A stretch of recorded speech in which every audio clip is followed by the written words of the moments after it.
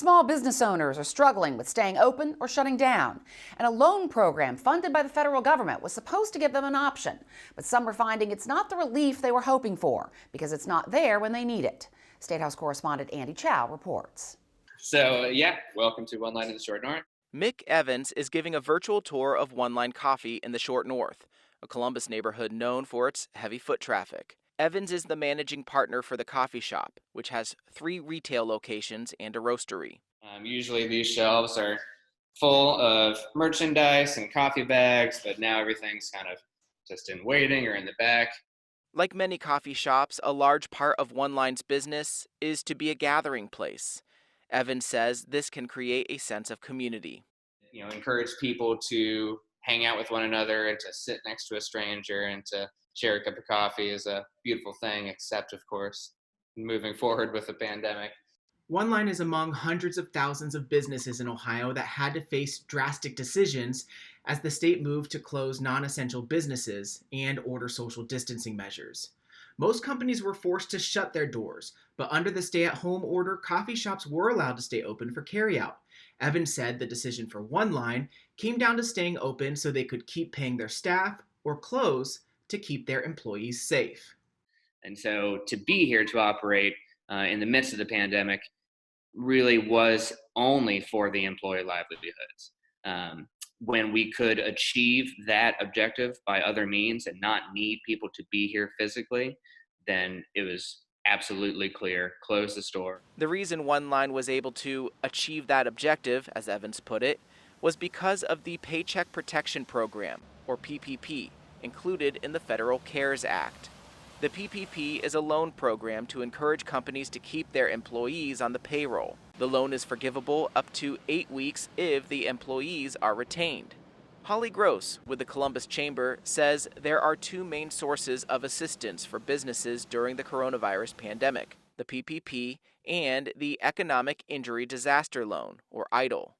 She says choosing which loan to tap into comes down to a case-by-case basis. Employers need to look at the wages that they're paying and the loan amounts that are available and that they'll be requesting. And again, how they're going to expend those dollars. There's been a number of programs, even here in the state of Ohio. The governor has urged landlords to give some relief to small business tenants. And so, you need to factor all of these opportunities together to see what do you need to pay in the really immediate future. Here's a breakdown of the 2 loans. The Paycheck Protection Program can be fully forgiven if the funds are used for payroll costs, interest on mortgages, rent, and utilities. The Small Business Administration says at least 75% of the forgiven amount must be used for payroll. The loan has a maturity of 2 years and a 1% interest rate. The Economic Injury Disaster Loan is a program that's been around for a while, but is commonly used in the event of a natural disaster.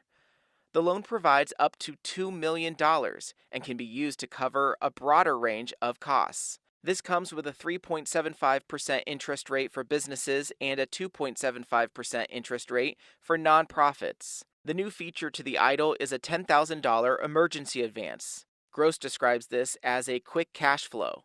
She adds that the SBA is adding more guardrails to the advance, which includes retaining employees. The Columbus Chamber put together a list of questions businesses should consider while deciding what loan they should go with. How are they structured? How many employees do they have? Can they put up collateral? How large is the loan amount they need? What will it be used for? Will they retain their employees? What are the wages of their retained employees? How long do they think they may need to defer? Do they already bank with a lender? And how immediate are their needs? These programs have been very popular around the country as businesses try to find ways to keep afloat through the pandemic. In fact, the PPP has already run out of the $350 billion allotted by Congress. The U.S. Senate has approved a plan to pump an additional $300 billion into the fund. Democratic U.S. Senator Sherrod Brown and Republican U.S. Senator Rob Portman both said they'd like to see more guardrails in place to ensure the money goes to support small businesses. As Portman says, he'd like to see future funding be more targeted to businesses hit the hardest. You want it to go to the people who need it the most, and you want to be sure that we're not bankrupting people, that people can keep their doors open, keep their employees as much as possible.